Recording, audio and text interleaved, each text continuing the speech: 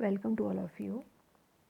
Last time हम Cauchy mean value theorem से related example solve कर रहे थे। आज भी हम उसी से रिलेटेड एग्जाम्पल सॉल्व करेंगे। ठीक है, तो क्वेश्चन है verify Cauchy's mean value theorem for the following functions in the indicated interval. ठीक है, also find c of this theorem. ठीक है, तो आपने वेरीफाई करना है कि हाँ ये कॉची मीन वैल्यू थ्योरम जो है यहाँ वेरीफाई हो रही है, फिर लास्ट में सी की वैल्यू भी फाइंड आउट करनी है। क्वेश्चन है f of x is equal to cos x और दूसरा फंक्शन जी एक्स दिया है साइन एक्स। इंटरवल दिया है आपके पास क्लोज इंटरवल -π/4 π/4। ठीक है, सॉल्यूशन स्टार्ट करते हैं। F of x is cos x and g of x is equal to sine x. ठीक है, सबसे पहला काम हम क्या करते हैं, डेरिवेटिव फाइंड आउट कर लेते हैं। तो एफ डैश एक्स के आ गया कॉस का डेरिवेटिव कितना आ जाएगा माइनस साइन, और यहाँ से जी एक्स कितना है साइन एक्स है, तो इसका derivative g dash x is equal to sine का डेरिवेटिव क्या बन गया कॉस। ठीक है, cos of x. Now f and g are two functions such that अब जो फंक्शन है आपके ट्रिग्नोमेट्रिक फंक्शन जो होते हैं वो कॉन्टिन्यूस ही होंगे आपके जो इंटरवल दिया होगा। ठीक है, तो फर्स्ट कंडीशन हम डायरेक्ट लिख लेंगे, both are continuous in this interval, closed interval. Continuous जो है क्लोज्ड इंटरवल में आते हैं -π/4 π/4। ठीक है, second both are derivable in -π/4 and π/4। ये आपका ओपन इंटरवल आ रहा है। ठीक है, ये ओपन इंटरवल का होता है और ये क्लोज्ड इंटरवल जो है इसे डिनोट करते हैं। तो फंक्शन जो है डेरिवेबल भी हो रहा है, डिफरेंशिएट किया। देखो हमने यहाँ पे आप अगर आप -π/4 और π/4 के बीच को वैल्यू फाइंड आउट पुट करते हैं एक्स की, तो वो एग्जिस्ट करेगी। देखो फॉर एग्जांपल अगर -π/4, पाई का मतलब क्या होता है आपके पास 180। ठीक है, 180 होता है, तो डिवाइडेड बाई 4 हो रहा है, कैंसिल करके कितना आ जाएगा, ये आ जाएगा 45। तो -45 और 45 के बीच आप कोई भी वैल्यू ले लो, वहाँ भी ये एग्जिस्ट करेगा ही करेगा इसकी डेरिवेटिव। जैसे यहाँ पे F dash x minus sine x है, अगर हम एक्स की जगह जो है ये है F dash x is minus sine x, x की जगह हम यहाँ से कोई वैल्यू, जैसे मैंने ले ली 0, -45 और 45 की 0 तो होगा ही होगा, तो क्या आ जाएगा माइनस साइन 0। साइन 0 क्या हो जाता है 0। ठीक है, मीन्स एग्जिस्ट कर रही है कोई ना कोई वैल्यू, तो हम क्या बोल देंगे, जो फंक्शन है वो आपके डिफरेंशिएबल भी हो रहे हैं। ठीक, जो आपके पास इंटरवल दिया हुआ है। Next condition third, g dash x does not equal to 0। G dash x जो है आपका, जी डैश एक्स कितना है कॉस एक्स है। अगर आप यहाँ पे अगर इंटरवल में से कोई वैल्यू ले लेते हैं तो वो 0 नहीं आएगी, चाहे आप जो मर्जी ले लो। जैसे इंटरवल तो आपका वही है -45 45 है ना, ये π/4 बताया मैंने आपको, इसका मतलब यही हुआ। तो इनके बीच अगर कोई वैल्यू लेते हैं, अगर हम 0 लेते हैं तो क्या जी डैश एक्स कितना है आपका, ये है कॉस एक्स है। तो यहाँ पे अगर आप यहाँ इस बीच में से कोई भी वैल्यू उठा लो, चाहे मैं 0 ले रही हूँ जी, तो एक्स के लिए अगर 0 ले रही हूँ तो कॉस 0 कितना होता है 1, है ना, तो वो भी 1 होती है वैल्यूज़। बाकी आप कोई भी वैल्यूज ले लो, जैसे अगर 30 ले लो आप, है ना, तो एक्स की वैल्यू अगर 30 लेते हैं तो कॉस 30 कितना बन जाता है √3/2। मीन्स वैल्यू एग्जिस्ट कर रही है कुछ ना कुछ, वहाँ पे 0 कहीं भी नहीं बन रहा है। जो जी डैश एक्स है उसको चेक करना होता है हमने, तो हम बोल देंगे g dash x does not equal to 0 for any x in -π/4 π/4। ठीक है, तो ये हमारी तीनों कंडीशन सेटिस्फाई हो रही हैं। हम बोल देंगे therefore f of x and g of x satisfy all the conditions of Cauchy mean value theorem in this interval -π/4 π/4। ठीक है, सो बोलेंगे therefore by Cauchy mean value theorem. अब आपका फॉर्मूला जो है, अगर तीनों कंडीशन सेटिस्फाई हो तो क्या फॉर्मूला बनता था, f of b minus f of a upon g of b minus g of a is equal to f, यहाँ पे एफ के सामने एफ, इसका डेरिवेटिव चलता है एफ डैश सी, और डिवाइडेड बाई जी के सामने यहाँ पे जी डैश सी। ये फॉर्मूला होता था। अब यहाँ पे इंटरवल में जो फर्स्ट वैल्यू है वो ए की होती है, दूसरी वैल्यू बी की होती है।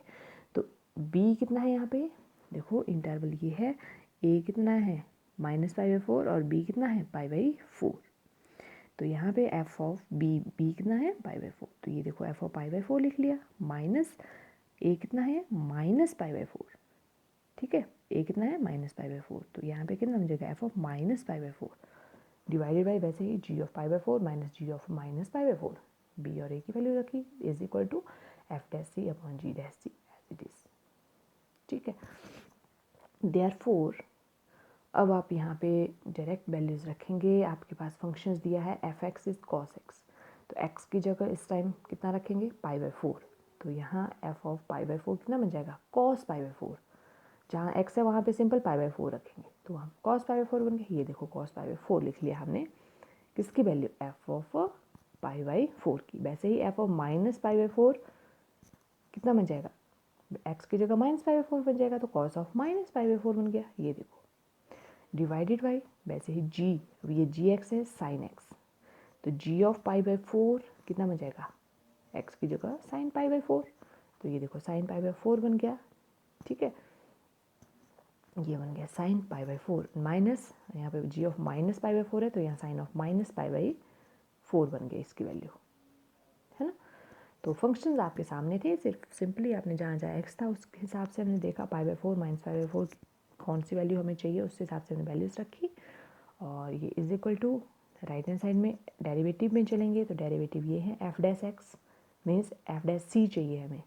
ठीक है, तो x की जगह c आएगा, तो f'(c) कितना बन जाएगा, is equal to minus sine c, x की जगह c आ जाएगा सिंपल, तो ये बन गया minus sine c divided by g'(x) cos x है, तो g'(c) कितना बन जाएगा, cos c, तो ये बन गया cos c। दैट इम्प्लाइज, अब हम डायरेक्ट यहाँ वैल्यूज़ रखेंगे। ये मैंने आपको फर्स्ट सेमेस्टर में भी करवाई हुई है वैल्यूज़, कि जो एंगल्स होते हैं उन पे कौन कौन सी वैल्यू आएंगी आपके पास।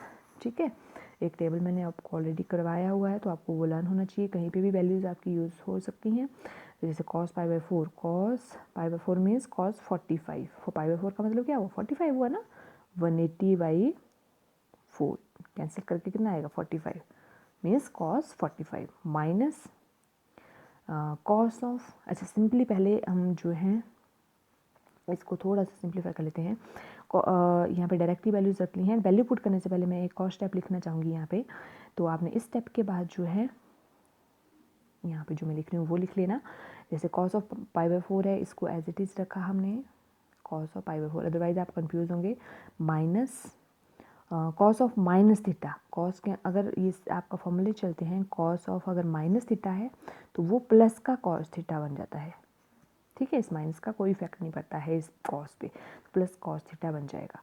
ठीक है, तो यहाँ पे कॉस ऑफ -π/4 प्लस कॉस, यहाँ माइनस साइन पहले है वो हमारा आएगा ही, लेकिन अगर इसकी बात करें हम, इसकी वैल्यूज़ क्या आएगी, तो ये सिंपल कॉस ऑफ π/4 आ जाएगा।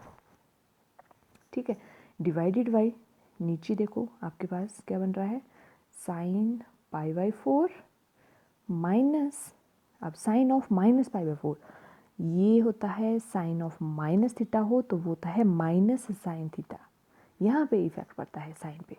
ठीक है, तो ये साइन ऑफ माइनस थीटा कितना बन गया, माइनस साइन थीटा। तो यहाँ पे अगर ये माइनस है तो बाहर आके माइनस का साइन हो जाएगा, तो माइनस माइनस प्लस हो जाएंगे। तो अभी हम डिनोमिनेटर में क्या बना रहे हैं, ये प्लस लिख रहे हैं। ठीक है, तो साइन ऑफ माइनस थीटा क्या बन गया, माइनस का साइन थीटा, तो एक माइनस ऑलरेडी था यहाँ पे। देखो ना यहाँ पे आपके पास, कंफ्यूज मत होना यहाँ पे माइनस प्लस के चक्कर में, यहाँ एक और माइनस ऑलरेडी है, और ये जो साइन ऑफ -π/4 है ये क्या बन रहा है, माइनस साइन π/4। तो ये माइनस माइनस बन के फिर प्लस हो जाएंगे, आगे बात समझ में। ठीक है, और राइट हैंड साइड में माइनस साइन सी अपॉन कॉस सी, साइन अपॉन कॉस क्या बनता है, टेंजेंट। तो ये लिख लिया हमने, माइनस का साइन एज इट इज रहेगा और टेंजेंट का सी आ गया। ठीक है, तो अगर आप देखें, अगर आपको वैल्यूज़ भी पुट नहीं करनी है, अभी वैल्यूज़ याद नहीं है, अभी तक हमने जो cos ऑफ π/4 cos ऑफ -π/4 ये सिंप्लीफाई करके लिखे ऐसे, तो देखो ऊपर न्यूमिनेटर में एक प्लस का है एक माइनस का है, सिंपल आपके कैंसिल हो जाएंगे, क्या रह गया, ज़ीरो। तो ज़ीरो अपॉन समथिंग क्या आता है, ज़ीरो। तो ये ओवरऑल जो लेफ्ट हैंड साइड है ये सारी की सारी क्या बन जाएगी, ज़ीरो, और राइट हैंड साइड में कितना है, माइनस का टेंजेंट सी। तो यहाँ पे माइनस दूसरी साइड जाके ज़ीरो के साथ कैंसिल हो जाएगा, तो tangent c equal to simply क्या बन गया, ज़ीरो। ये देखो हमारे पास लास्ट में आ रहा है, टेंजेंट सी इज़ ज़ीरो। ठीक है, तो अगर आपको वैल्यूज पुट नहीं करनी है तो उससे पहले ही आप अगर सिंप्लीफाई करते हो, जैसे मैंने आपको बताया cos of minus theta sine of minus theta, वो स्टेप कर लेते हो तो आपको वैल्यूज लिखने की ज़रूरत ही नहीं है, क्योंकि ये तो वैल्यूज लिखने से पहले ही ज़ीरो बन जा रहा है, वैल्यू लिखने के बाद भी ज़ीरो बन जाएगा, ऐसा नहीं है। ठीक है। तो अगर वैल्यूज पुट करनी ही है तो कॉस ऑफ 45 बनता है, कॉस की और साइन की वैल्यू 45 पे सेम ही चलती है, दैट इज़ 1/√2 ही होती है। कॉस 45 ले लो, साइन 45 ले लो, ठीक है। तो सबकी वैल्यू 1/√2 ही आएगी, बीच में ये साइन माइनस करेगा, नीचे आपको मैंने बताया नीचे साइन जो है प्लस का बनेगा, कैसे बनेगा ये बता दिया। तो नीचे भी 1/√2 आ गया। तो ये तो 1/√2 से 1/√2 कैंसिल हो गया, तब भी 0 ही बन रहा है, ठीक है। तो अगर इस स्टेप को नहीं करना है तब भी चलेगा, इससे प्रीवियस स्टेप जो मैंने आपको बताया वो लिख लेना, क्वेश्चन हो जाएगा। तो ये टेंजेंट सी इक्वल टू कितना आ गया, 0। अब आपकी टेंजेंट की वैल्यू जो है कौन कौन से एंगल पे 0 बनती है, तो एक तो आपका 0 पे एक होता है आपका, अगर आप लें टेंजेंट 0 लें तो वो भी 0 होता है, टेंजेंट पाई लें वो भी 0 होता है, टेंजेंट ऑफ माइनस पाई लें वो भी 0 होता है। तो अब आप बोलेंगे कि कौन सी वैल्यू एग्जिस्ट करनी चाहिए यहाँ पे, ठीक है। तो ये क्वेश्चन अराइज होता है। तो आपको देखना है यहाँ पे कि इंटरवल क्या है,